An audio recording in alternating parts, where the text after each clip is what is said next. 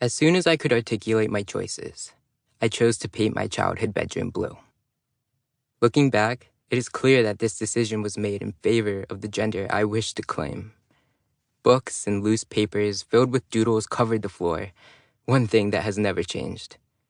From bed, I gazed up, scanning the edges of my ceiling, watching the blue meet the bare drywall.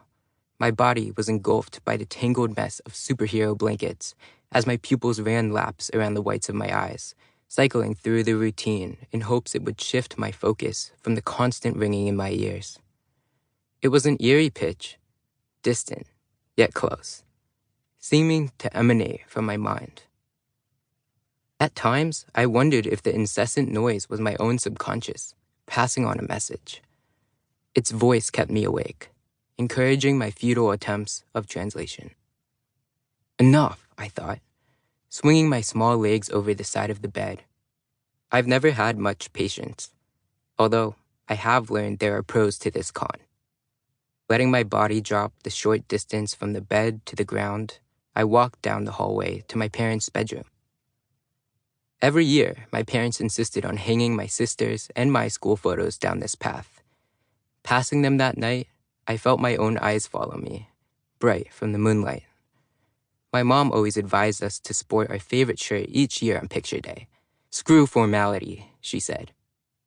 When you look back, you'll connect with the clothing you loved.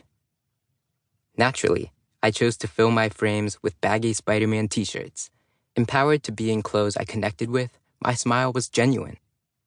I wish this remained for school pictures to come. Reaching my parents' door, I cracked it open.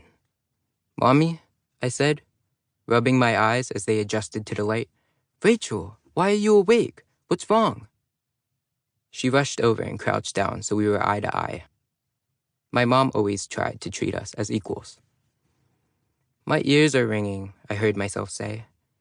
A crease formed between her brows, and her shoulders softened.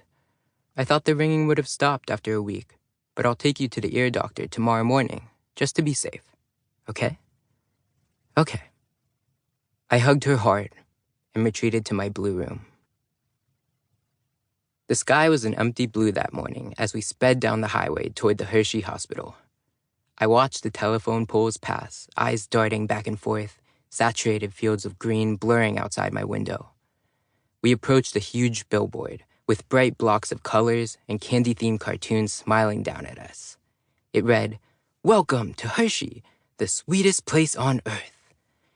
The scene epitomized Pennsylvania, nothing but cows, grass, and hollow sweetness. "In and out," my mom assured me, knowing my lack of patience all too well. "It should be real quick." We anticipated a single appointment that day, but just when I thought we were finished, another was set up. The final appointment concluded with my audiologist entering the room, the smile on her face not quite reaching her eyes. She took her time to sit down across from us and cross her legs.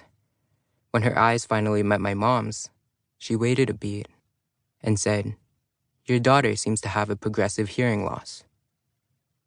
I shifted my eyes from hers to my mom's, just in time to see the shock fill her face and her strength attempt to cover it. She listened silently as the audiologist continued, her hand reaching for mine, pulling it close, squeezing it tight. The audiologist continued, "As of now, it is only a mild hearing loss, but there is no telling how much it will progress." I did not understand the destiny these words cemented. My ability to hear would drift farther and farther away, placing me in a space between the hearing and the deaf world. Nor did I foresee the side effects of prejudice and stigma would arise from both communities as a result. I did not anticipate the unlearning to come, how I would train my body to adapt, how language as I knew it had to expand for me to understand. I only felt concern for my mom, who was visibly shaken. I also didn't realize that this unlearning had already begun. 1 year earlier, at 3 years old, I had shared 2 deep desires with my mom. The first was to shop in the boys' section of the children's place. The second was for my hair to be cut, short like the boys,